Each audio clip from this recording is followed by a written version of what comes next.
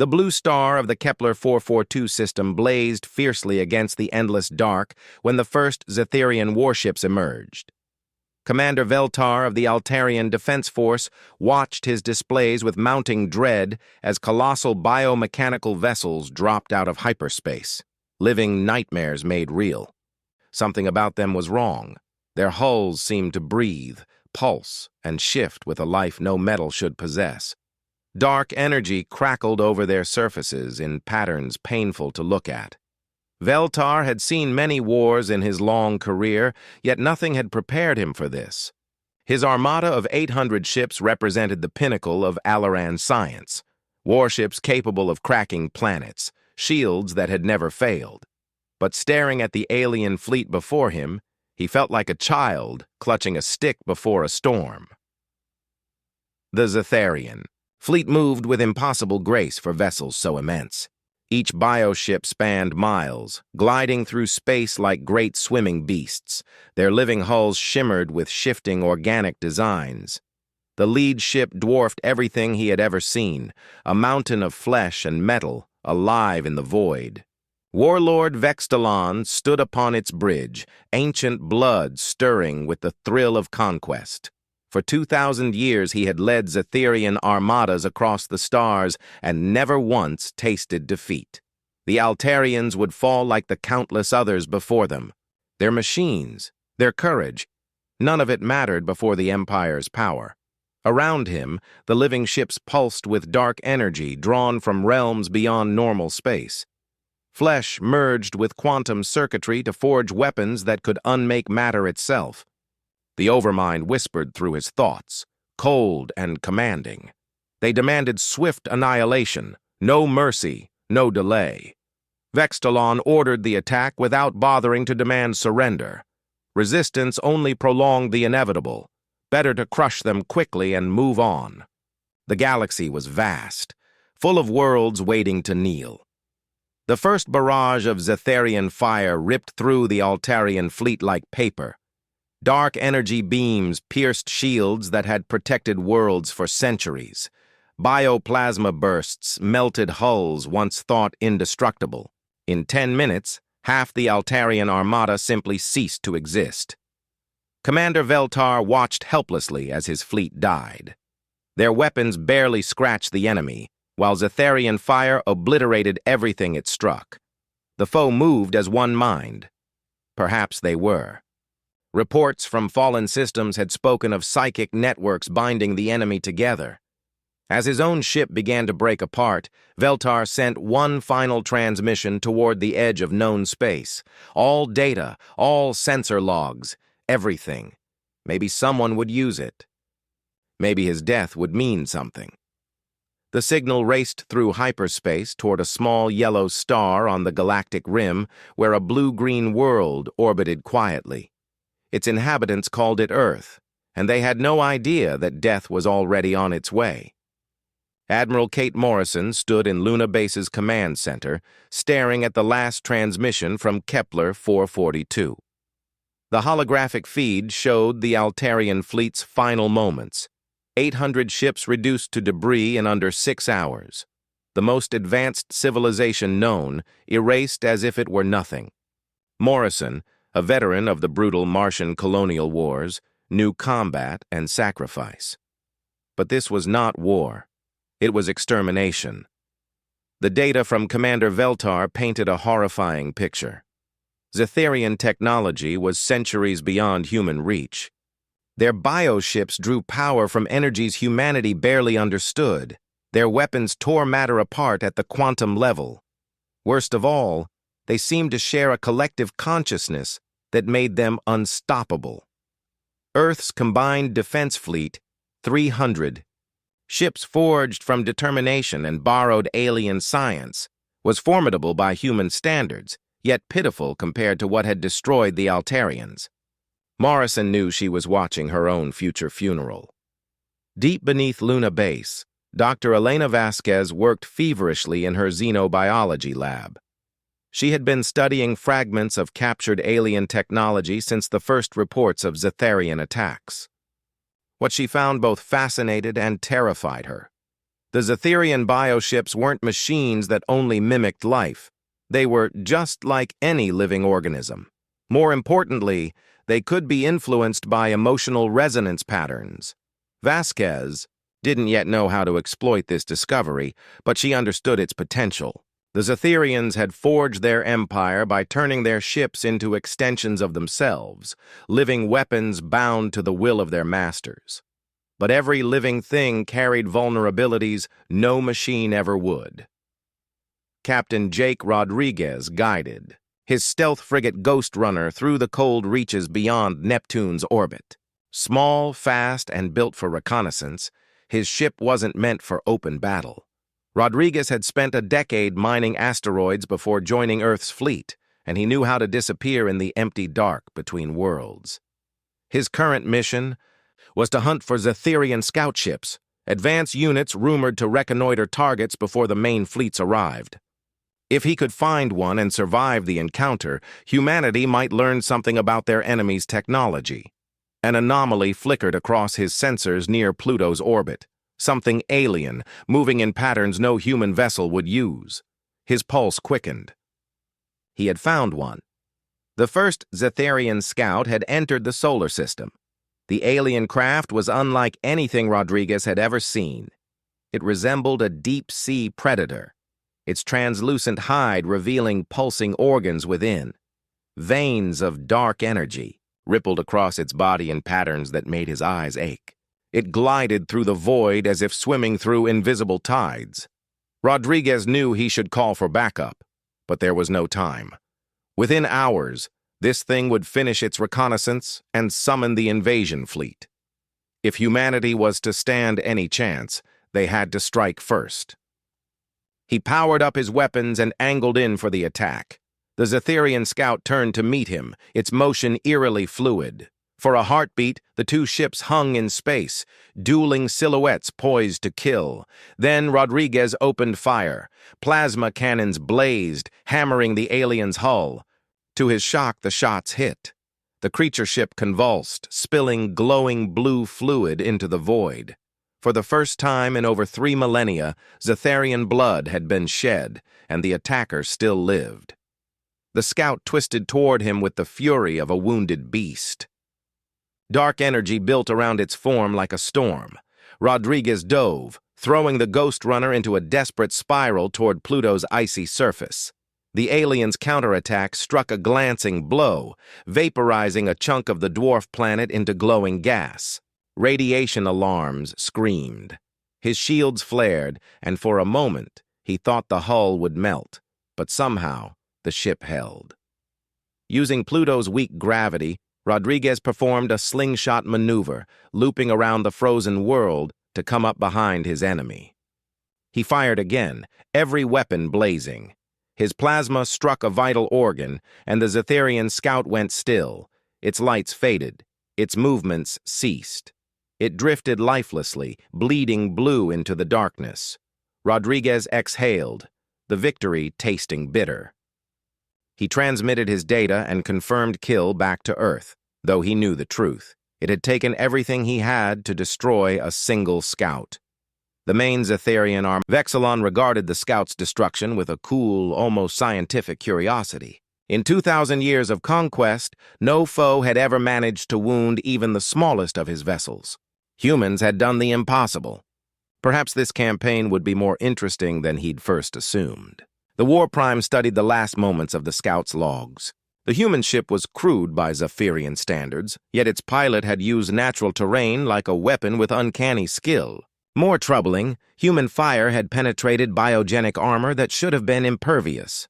Vexilon canceled the token force he'd intended and ordered a full invasion. The humans deserved to face true Zetherian power before they were extinguished. The Overmind hummed approval in his mind. The collective was as intrigued by this stubborn species as he was. 3 weeks later, the main Zetherian armada arrived at the solar system's edge. 200 bioships fell from hyperspace in flawless formation, living nightmares hewn from dark alloy and pulsing tissue. Even the fleet's smallest vessels dwarfed Earth's largest battleships. Admiral Kate Morrison watched the alien armada bloom on her displays and felt her chest tighten. No intelligence briefing had prepared her for the horror of so much concentrated death. The Zephyrian ships moved like a hunting shoal through the star-scattered dark. Morrison activated the system-wide emergency protocols. Every human warship from Mercury to Neptune received orders to converge at Jupiter's orbit. There, among the gas giant's gravity wells and the confusion of the asteroid belt, Earth's military would make its stand. The fleet that assembled by Jupiter looked tragically small against what approached. 300 vessels of mixed designs hanging in space like toys waiting to be crushed. Morrison accepted a grim truth. Many crews would not live through the coming fight. Still, they would fight. Humans were stubborn in that way. Commander Ben Hayes stood on the bridge of Jupiter Defense Station as final preparations hummed around him. His orbital fortress was one of a dozen platforms scattered across the system. Each could level a small moon, but Hayes doubted even that power would suffice. He had spent his life building and maintaining these stations. He knew every bolt and cable. He also knew how to make them die beautifully, taking attackers with them. If the Zephyrians wanted his station, they would pay dearly. Below the station, Dr. Elena Vasquez labored as the fleet closed. Breakthrough followed breakthrough as she translated data from Rodriguez's slain scout into usable science, but time was vanishing fast. Zephyrian biotechnology was unlike anything human engineering had faced. Organic neural networks braided with quantum processors.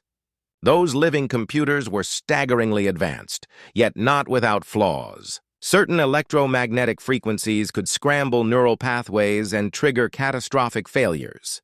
The problem was scale, generating those frequencies with enough power to affect city-sized vessels. Vasquez had managed a prototype, but it worked only at close range. Someone would have to get dangerously near a Zephyrian ship to deploy it. War Prime Vexilon broadcast his ultimatum across every human channel, a message repeated across 1,000 conquered worlds. Submit now and major population centers would be spared. Resist and every city would burn. Admiral Morrison answered on the same frequencies for the whole system to hear. Her reply was as concise as the alien demand, and carried a very different meaning.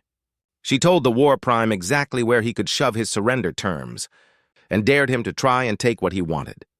The first major clash erupted near Ganymede as Zephyrian advance forces collided with the human defense fleet.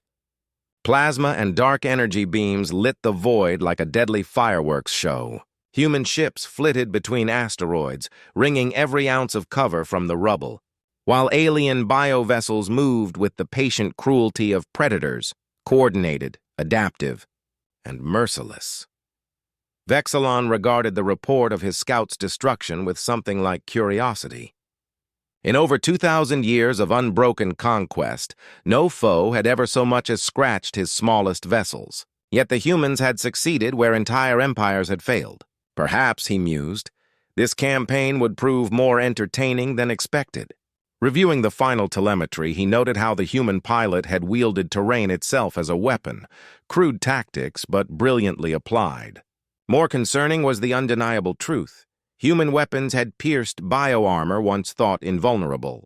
Vexilon canceled his token invasion force and ordered a full assault. If these humans were to die, they would die facing the Empire's true strength. The Overmind murmured its cold approval.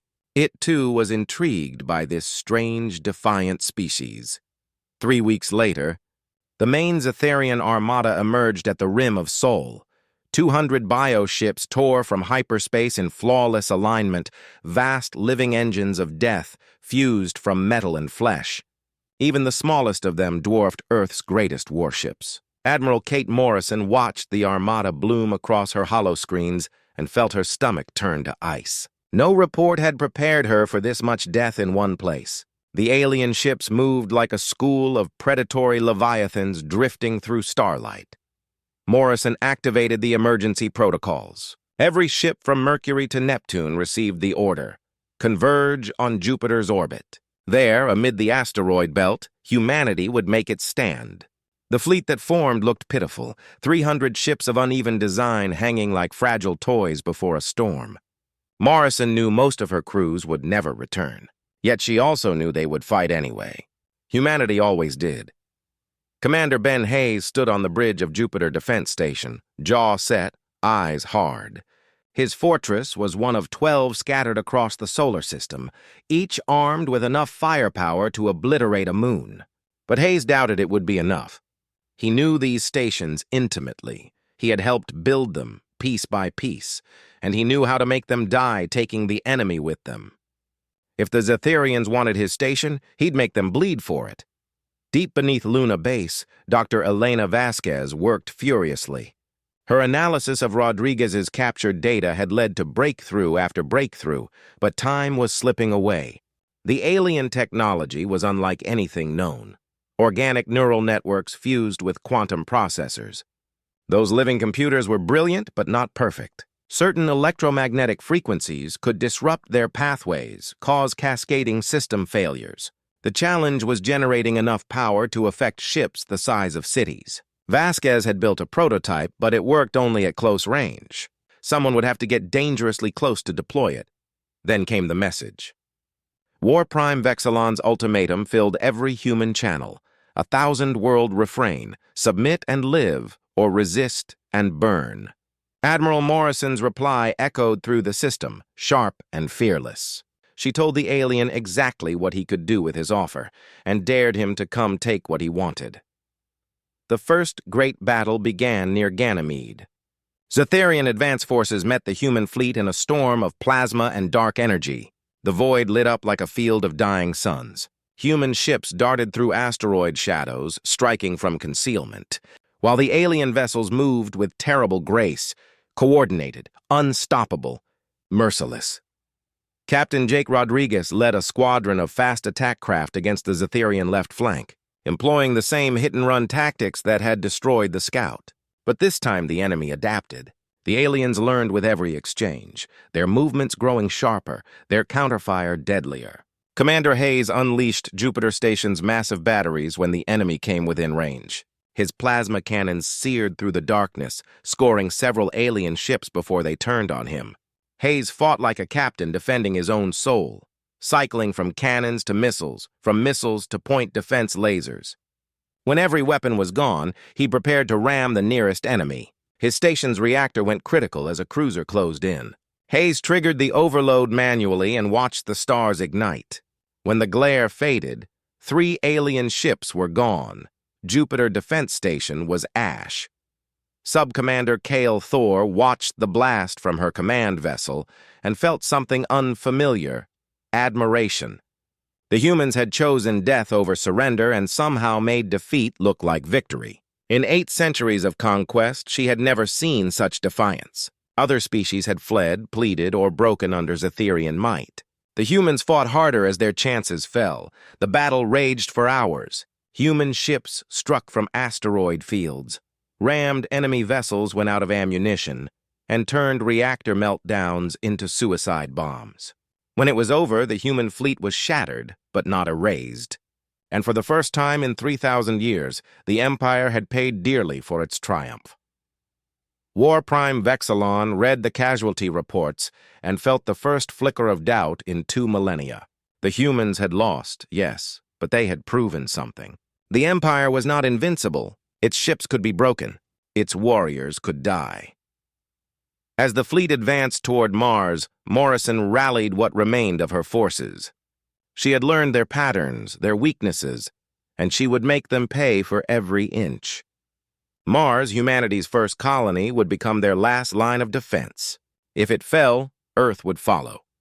Dr. Vasquez had finally completed her electromagnetic pulse devices, crude, unstable, but capable of crippling Zetherian neural networks at close range. Admiral Morrison convened a war council aboard Liberty, the first hybrid command vessel. Around her sat representatives from 25 free species, including the once feared Zetherian sub-commanders who had broken from the Empire's control. Together they charted a course toward the Imperial core. Humanity was no longer defending its home. It was leading a galactic revolution. Dr. Vasquez looked out from the observation deck as the hybrid fleet prepared to make its first hyperspace jump. Living ships hummed with synchronized energy, their minds singing through quantum frequencies in a chorus of freedom. "We've started something that can't be stopped," she whispered. And somewhere, deep in the heart of the Empire, the Overmind stirred uneasily. For the first time in 3,000 years, it felt fear. The war had evolved beyond recognition.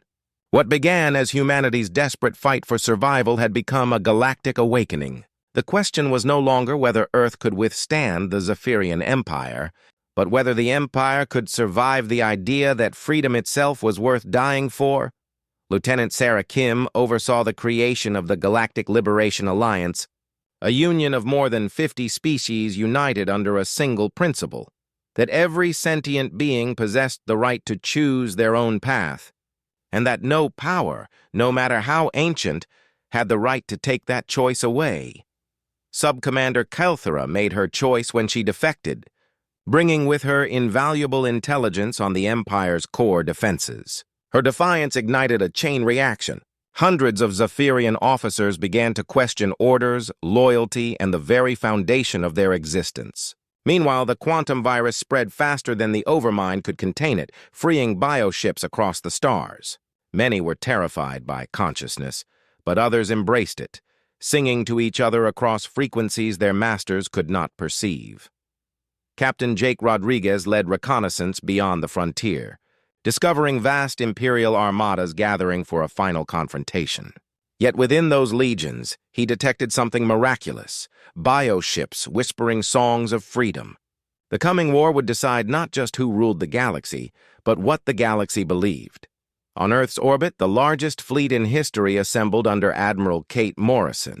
Human, alien, and liberated Zephyrian ships floated side by side, warriors bound not by conquest, but by conviction. In the depths of their dying empire, the Overmind prepared its last act of vengeance: ancient star killers and void bombs, capable of burning systems into silence. If they could not rule, they would destroy.